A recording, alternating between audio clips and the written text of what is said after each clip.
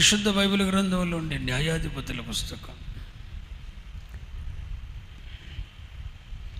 5వ అధ్యాయం 7-8 వచనాలు అందరం కలిసి చదువుకుందాం. న్యాయాధిపతుల పుస్తకం 5వ అధ్యాయం 7-8 వచనాలు. 1 2 3 స్టార్ట్. ఇశ్రాయేలీల అధిపతులు లేకపోయిరి.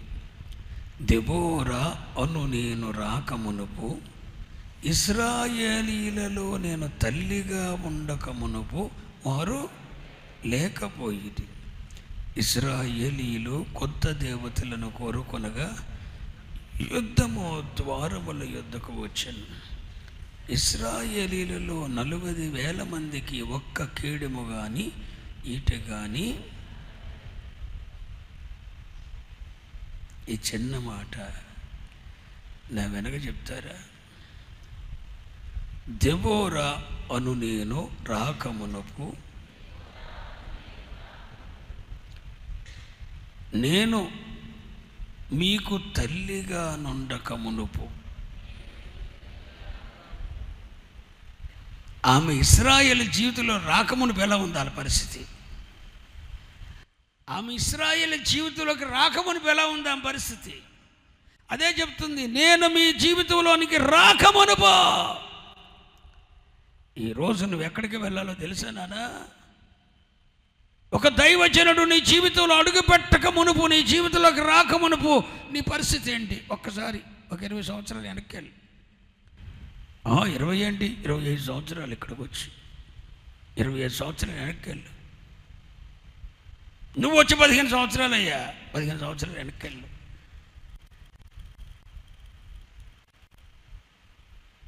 నీ ముందు వచ్చిన చెవులయ్యా నీకు 25 సంవత్సరాలు, 20 సంవత్సరాలు వెనక్కి వెళ్ళు.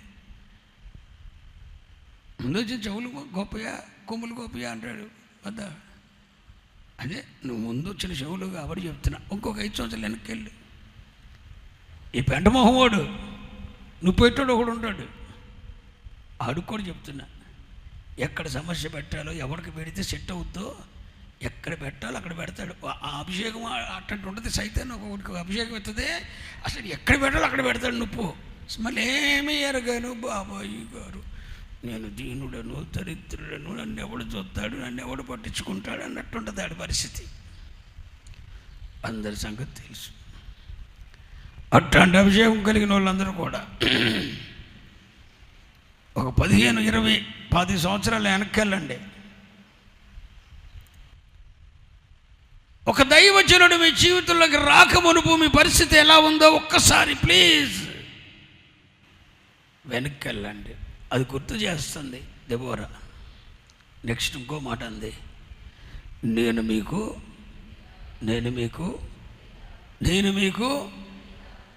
తల్లిగా ఉండకమను. తల్లి అండి, మీరు మాకెందుకు తల్లి అవుతారు అంటారా? దైవజనుడు సంఘానికి ఏంటో మీకు తెలుసునా? హలో, దైవజనుడు సంఘానికి ఏమయ్యాడో తెలుసా? 1 దశలోనికే పత్రిక 2వ అధ్యాయం 7వ వచనం. బైబిల్ లేదండి, ఊళ్ళో ఉందా? 1 దశలోనికే పత్రిక 2వ అధ్యాయం 7వ వచనం.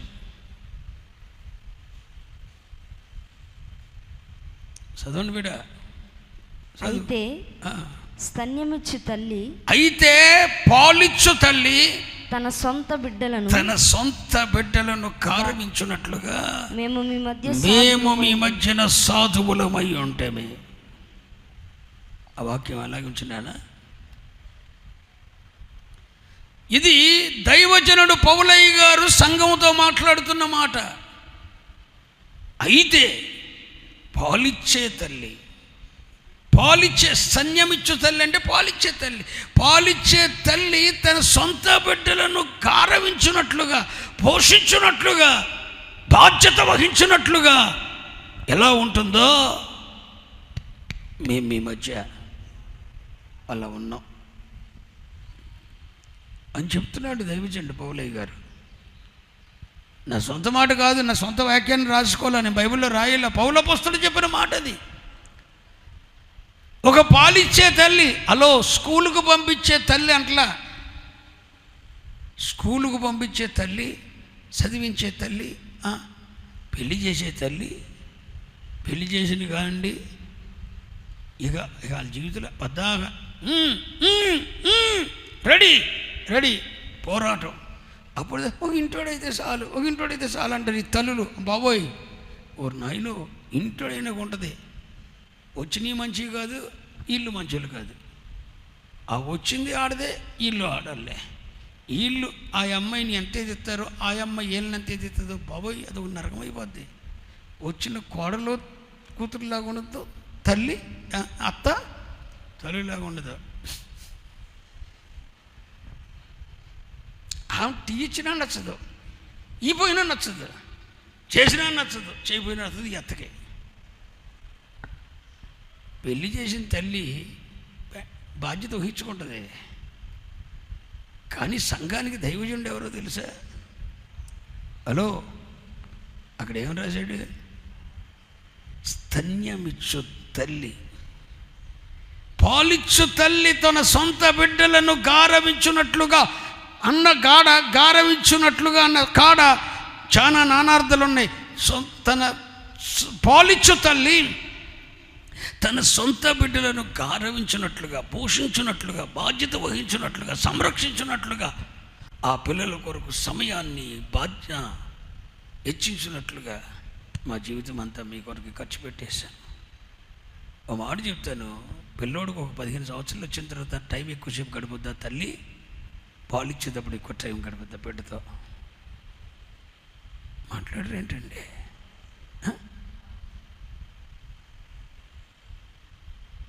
వయసు పెరిగిన తర్వాత బిడ్డ తల్లితో గడుపుద్దా? పాలిచ్చేటప్పుడు గడుపుద్దా? సరేలే, మీ ఇష్టం అమ్మ. అసలు మీకేం తెలియదుగా బాబోయ్, మీకేం తెలియదు అని నేనే చెప్తాను. అంటే దైవజనుడు తనను తాను ఎలా పోల్చుకున్నాడు? పాలిచ్చే తల్లి తన బిడ్డలను గారవించినట్లుగా, బిడ్డలను పోషించినట్లుగా, బిడ్డల కొరకు బాధ్యత వహించినట్లుగా మేము అట్టగే ఉన్నాం సంఘానికి అంటాడు.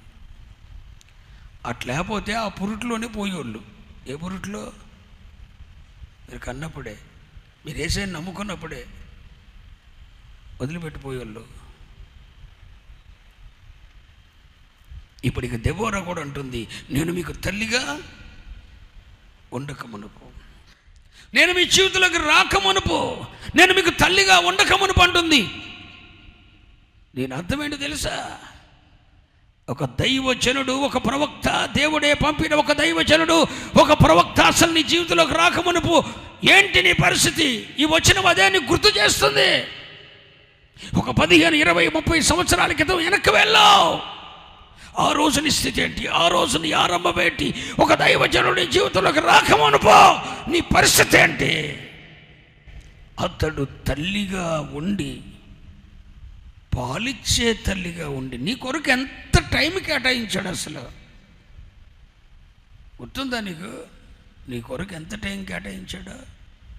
చిన్న బిడ్డను ఒళ్ళో పెట్టుకున్నట్లుగా పెట్టుకొని గారవించి, మాట్లాడి, హెచ్చరించి, గద్దించి, తప్పు చేసినప్పుడు వెనకమాల 2 వేసి, మళ్ళా పోతకి మందు రాసి, మళ్ళా ఒళ్ళో పట్టుకొని స్తోత్రం చెప్పి, అల్లెలు చెప్పి, నేను ఎత్తుకు నూనె రాసి, అరే మాడే అంటే ఏడుగా ఉంది, నూనె రాసి,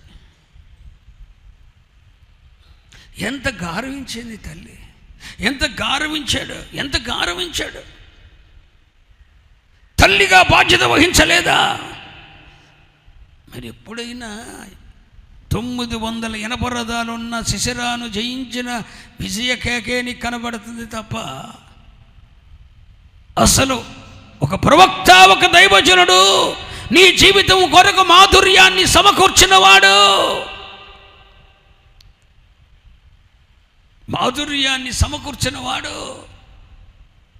నీ బిడ్డలు చెడిపోకుండా మాధుర్యాన్ని సమకూర్చినవాడు, తల్లిగా పాలిచ్చే తల్లిగా బాధ్యత వహించినవాడు. అతడు నీ జీవితంలోకి రాకమునుపు, ఒక ప్రవక్తి, ఒక దైవజనుడు నీ జీవితంలోకి రాకమునుపు, అతడు తల్లిగా ఉండకమునుపు మీ పరిస్థితి ఏంటి గుర్తు చేసుకోండి. ఎప్పుడో మన వెనుకటి స్థితిని మనం హలో మాట్లాడరే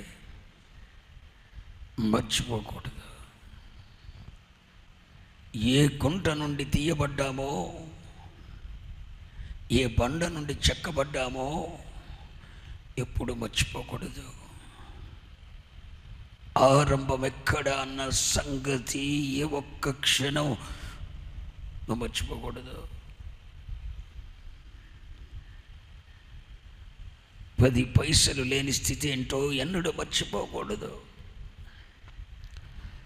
అర్ధసేరు బియ్యం కొరకు చెంగు పట్టుకొని పక్కింటికి వెళ్ళిన అనుభవాలు మర్చిపోకూడదు.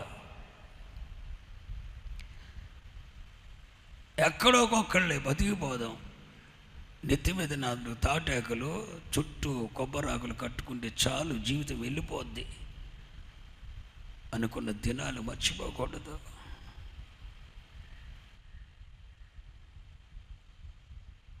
ఒక దైవజనుడు జీవితంలోకి రాకమునుపు పరిస్థితి ఏంటి?